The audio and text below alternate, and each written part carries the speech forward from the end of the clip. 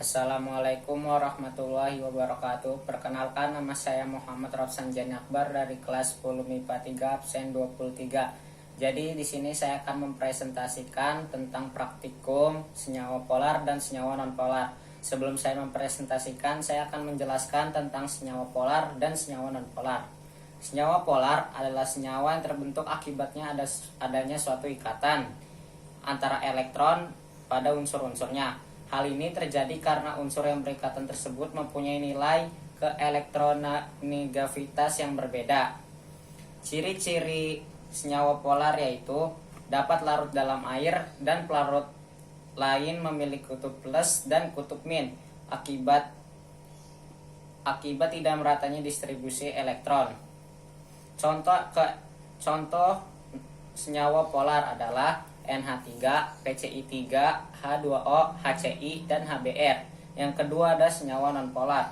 Senyawa nonpolar adalah senyawa yang terbentuk akibat adanya suatu ikatan antara elektron pada unsur-unsur yang membentuknya. Hal ini terjadi karena unsur yang berikatan mempunyai nilai keelektronegativitas yang sama atau hampir sama. Ciri-ciri senyawa nonpolar adalah tidak larut dalam air dan pelarut polar lain, tidak memiliki kutub plus dan tidak memiliki kutub min akibat meratanya distribusi elektron, tidak memiliki pasangan elektron bebas atau bila bentuk molekul diketahui, atau keelektronegativitasnya sama.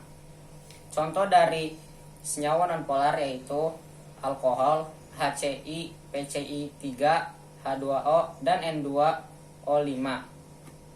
Di sini saya sudah memiliki alat dan bahan. Yang pertama ada sendok, alatnya dan bahannya ada air, garam, gula, dan minyak. Ini ada garam, ini ada gula, dan ini ada air.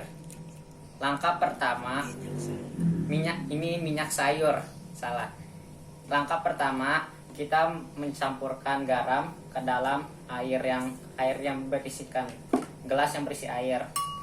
Kedua, kita aduk-aduk sampai merata. Setelah itu yang kedua ada gula. Gulanya kita taruh dan kita aduk-aduk lagi.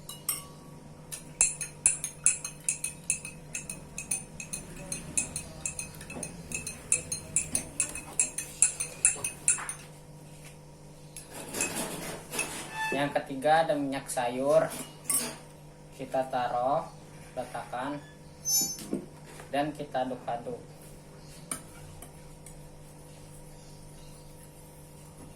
Dan ternyata kita memiliki dua kesimpulan.